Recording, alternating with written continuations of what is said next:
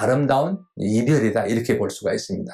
그래서 이 호스피스란 인간 존중이라든가 인간의 이해, 또 인도주의의 입각에서 죽음이 예견되는 그런 환자와 그 가족의 삶의 질을 유지하고 마지막 순간을 평안하게 맞이하도록 환자와 가족의 그런 신체적, 정서적, 사회 경제적, 영적 요구를 충족시키고 사별 가족의 고통과 슬픔을 경감시키기 위한 그런 총체적 돌봄이다 이렇게 얘기를 할 수가 있습니다.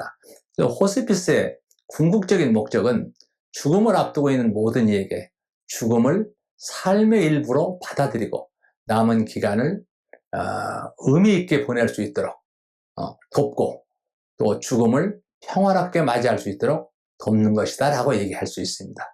우리가 철학적인 면에서 한번 본다면 죽음을 하나의 지나가는 과정으로 받아들이고 현재의 순간을 사랑하는 것이다 라고 볼 수가 있습니다.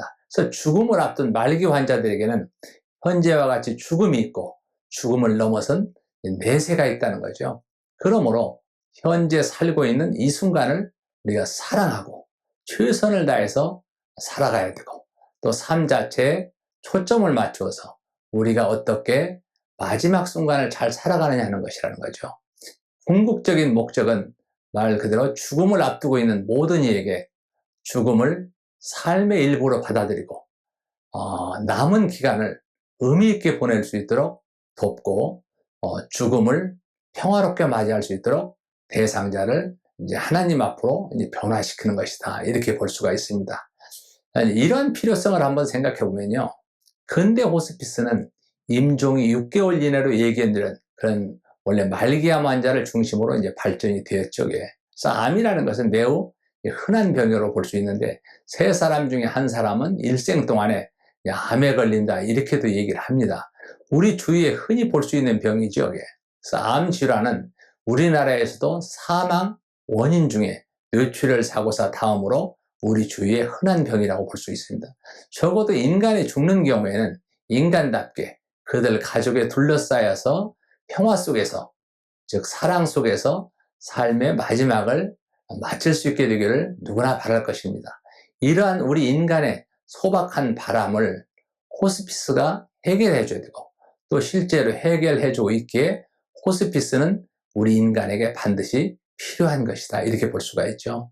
특히 우리나라는 옛날부터 선종의 개념이 있고 이것은 가족에게 둘러싸여서 가족적인 분위기 속에서 임종을 맞는 것을 말하는데 이 호스피스는 바로 이러한 선종을 충족시켜주는 것이다 이렇게 얘기를 할 수 있죠.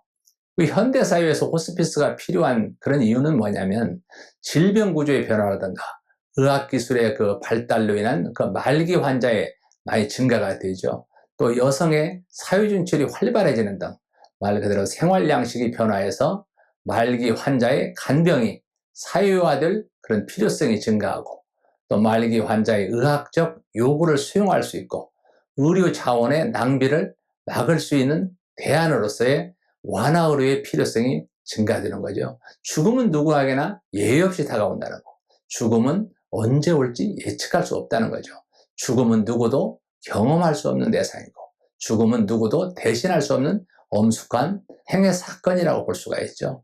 그래서 이런 그 나름대로 호스피스 프로그램에 대한 어떤 목적을 보면요, 특히 남은 여생이 6개월 미만인 그런 환자를 호스피스 프로그램에 수용을 하고 있습니다. 그래서 케어의 단위로 환자와 그 가족에게 초점을 맞추기 위한 부분이고요.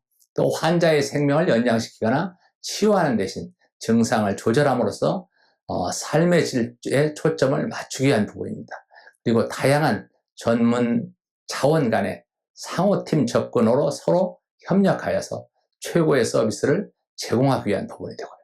또 관계되는 전문 의료인이라든가 자원봉사자를 위한 의사소통과 지지체계를 제공하기 위한 거고요.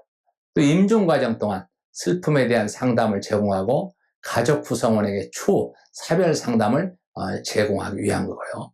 그다음에 말기 환자 돌봄에 관심 있는 전문가, 즉 학생이라든가 종교인, 자원봉사자에게 교육을 제공하기 위한 거고 또 말기 환자의 분야에 관한 연구 및 기여를 하는 거고 말기 환자와 그 가족에 대한 어떤 선교적 사명을 완수한다 이렇게 볼 수가 있죠. 대개 이제 영역을 보면 이 시설 호스피스라는 게 우리는 없지만 이런 부분인데 이 유형은 호스피스만을 독립적으로 운영하는 형태를 의미하고 이 경우 누구든지 환자를 의료할 수 있고 또 자원봉사자 교육을 어느 기관에서 받았는지에 관계없이 봉사자로 참여할 수 있고 환자의 기존 주치의가 호스피스 가입 후에도 그대로 주치의로 연결될 수 있는 그런 장점을 가지고 있다고 볼 수가 있습니다.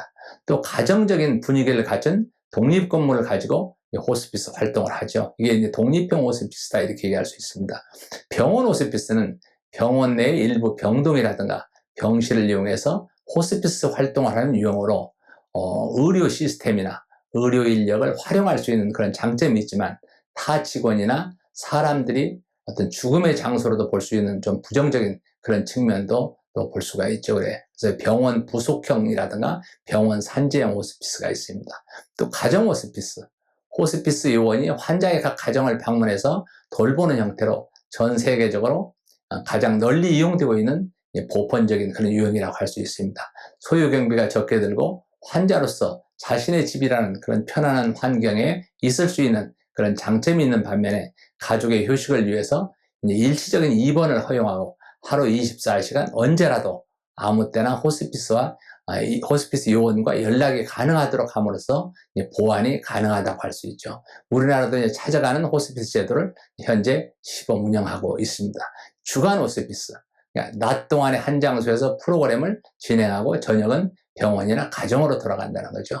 여기에 이제 기본 원칙은 바로 임종은 삶의 정상적인 부분이다. 그리고 통증 조절, 즉 완화, 이게 바로 치료의 목적이다 할 수가 있고요. 치료의 범위는 환자와 사별로 있는 남은 가족의 지지까지도 포함을 해야 된다는 거죠.